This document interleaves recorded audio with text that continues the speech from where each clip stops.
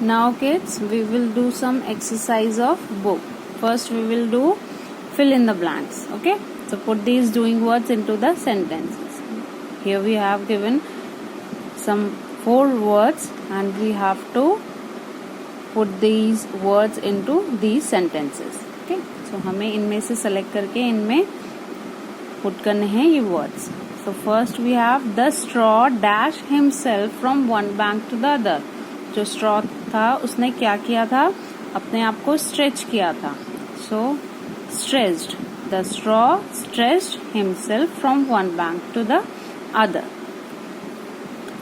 Next, the shoe dash on the straw. तो shoe ने क्या किया था, जब straw ने अपने आप को stretch किया था तो shoe ने उसके ऊपर jump किया था. The shoe jumped. Jumped. So you will write here jump. Jumped. Jump.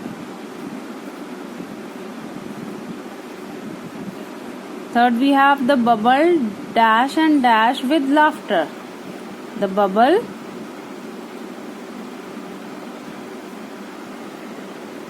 and dash with a big bang. So the bubble shook and shook. So we will write here the word shook here in 2 times. Okay.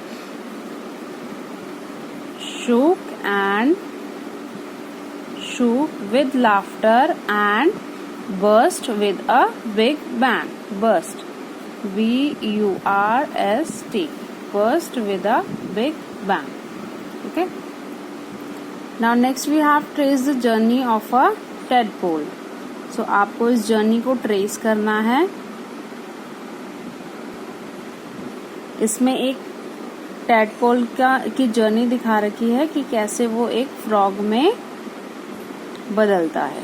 Okay, जैसे पहले वो इस पडल में रहता है, फिर वो पॉन्ड में जाता है, then he went to the lake and then at last he went to the river.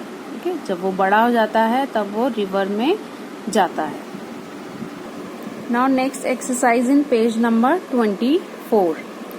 Draw the bubbles, trace and say the letters aloud. So there are some alphabets that you have to trace them and read aloud with their name. Okay, आपको trace करने हैं. Like here we have it is given A. So आपको ये A trace करना है. Then F. Okay, और इनको आपको loudly बोलना है. In the next page number 25, match the balls with their numbers and trace the numbers. तो यहाँ पे हमें कुछ numbers दिए गए हैं, वो आपको trace करने हैं और match करने हैं with the number of pictures. Now kids, this is some exercise. ये आपको practice करनी है. Look at these objects. Put them into a tub of water. Say which one will float and which one will sink. Okay. So ये आपको एक activity है जो आपको करनी है. कैसे करनी है? आप एक टब में या फिर एक मग में पानी भरेंगे. ओके, और उनमें इन चीजों में से जो भी आपके पास अवेलेबल हो वो आप डिप करके देखेंगे. ओके, एक टब ले लीजिए छोटा सा.